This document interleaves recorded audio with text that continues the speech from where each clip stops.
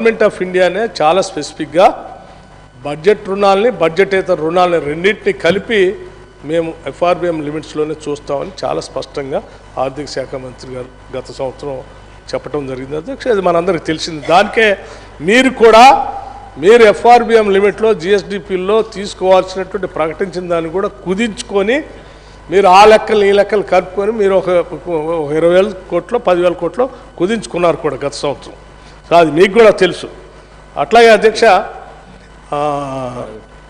కడియం శ్రీహరి గారు ఇంకో మాట కూడా అడిగారు అధ్యక్ష. రాష్ట్రంలో కరెంటు ఇబ్బందుల్లో ఉంది, మేము ఉన్నటువంటి సమయంలో పర్ క్యాపిటా మొదటి స్థానంలో ఉంది, ఇప్పుడు ఆ స్థానం లేకుండా పోయింది, మీరు ఇట్లా చేస్తే ఎట్లా అండి అని అంటున్నాను అధ్యక్ష.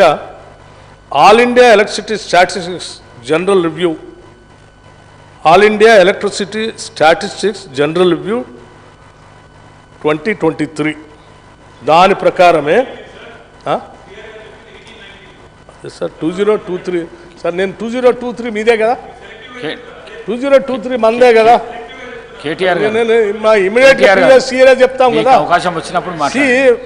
How do you relativity theory కదా, హౌ డు యూ కంపేర్ ఇమ్మీడియట్గా ప్రీవియస్ ఇయర్ అని చెప్తాను. సో దానికి 2023లో ఇదే ఎక్కడ ఉంది అధ్యక్ష, 10th ప్లేస్లో ఉండి kilowatt hour per unit 2126 per person per year 10th ప్లేస్లో వెళ్ళాము. ఇది మరి మేం చేసింది కాదుగా, మీరే మొదటి స్థానంలో ఉంది అని చెప్తే మేమేదో మొదటి స్థానం నుంచి 10వ స్థానంలో తీసుకొని రాలేదు అధ్యక్ష. ఇది స్టాటిస్టిక్స్ ప్రకారం ఉన్న లెక్కని మీకు చెప్తా ఉన్నాం. మేము వచ్చిన తర్వాత ఇంకా దాన్ని కూడా సరి చేస్తున్నాం, దాని లెక్కలు కూడా చెప్తాం. అట్లాగే అధ్యక్ష జాబ్ క్యాలెండర్ గురించి శ్రీహరి గారు అడిగారు, చాలా సంతోషం. గత ఈ రాష్ట్రం తెచ్చుకున్నదే ఉద్యోగాల కోసం. 10 సంవత్సరాలు అధ్యక్ష ఉద్యోగాల కోసం ఎదురు చూసి గడ్డాలు మీసాలు పెంచుకొని పిచ్చోళ్ళే రాష్ట్రంలో యువత అంతా తిరుగుతూ ఉన్నాం. 10 సంవత్సరాల అధ్యక్ష గ్రూప్ 1 పరీక్ష కోసం ఉస్మానియా యూనివర్సిటీ నుంచి మొదలు పెడితే రాష్ట్రంలో ఉన్న అన్ని యూనివర్సిటీస్, రాష్ట్రంలో ఉన్న అన్ని కోచింగ్ సెంటర్స్లో తల్లిదండ్రులు పాపం కూలీనాలు చేసుకొని పోగేసిన డబ్బులన్నీ వాళ్ళ కోసం పెట్టుబడి పెడితే 10 సంవత్సరాలు ఒక్క గ్రూప్ 1 రిక్రూట్మెంట్ కూడా చేయలేకపోయారు. ఒక్కడు కూడా చేయలేకపోయారు కదా. ఎంతమంది తల్లులు కన్నీరు పెట్టారో మీకు తెలియదు కాదు. అటువంటి ఉద్యోగస్తుల కోసం ఈరోజు మేము చాలా స్పష్టంగా చెప్పాం. ఎన్నికల హామీలప్పుడు కూడా చెప్పాము, మేము జాబ్ క్యాలెండరు అనౌన్స్ చేస్తాం, పబ్లిక్ సర్వీస్ కమిషన్ని ప్రక్షాళన చేస్తామని చెప్పాం. ఈరోజు అధ్యక్ష పబ్లిక్ సర్వీస్ కమిషన్ సంబంధించి పూర్తి స్థాయిలో ప్రక్షాళన చేయటమే కాకుండా దానికి కావాల్సినటువంటి అదనపు సిబ్బందిని ఇచ్చాం. ఆ సిబ్బందికి కావాల్సిన 40 కోట్ల రూపాయలు వెంటనే మంజూరు చేసే ఏమాత్రం ఆలోచన చేయకుండా వాళ్ళ పనిలో వాళ్ళు ఉన్నారు. ఇవాళ గ్రూప్ 1 సర్వీస్లో ఇప్పటికే అనుమతించిన 503 పోస్టులకి అదనంగా ఇంకొక 64 పోస్టులు మంజూరు చేయటం జరిగింది అధ్యక్ష.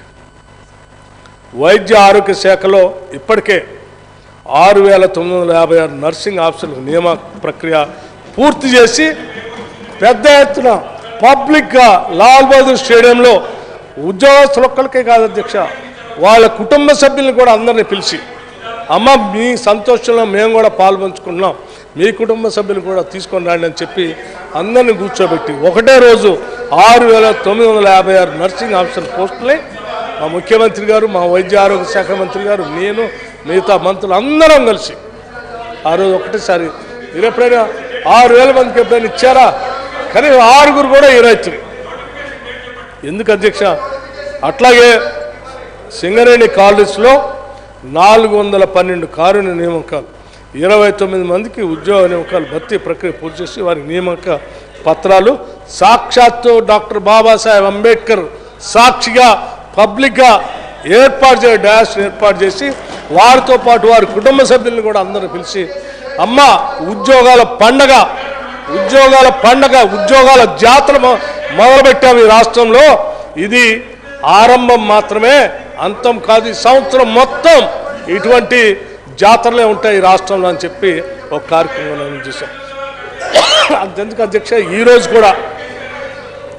కూడా ఆలస్యమైంది.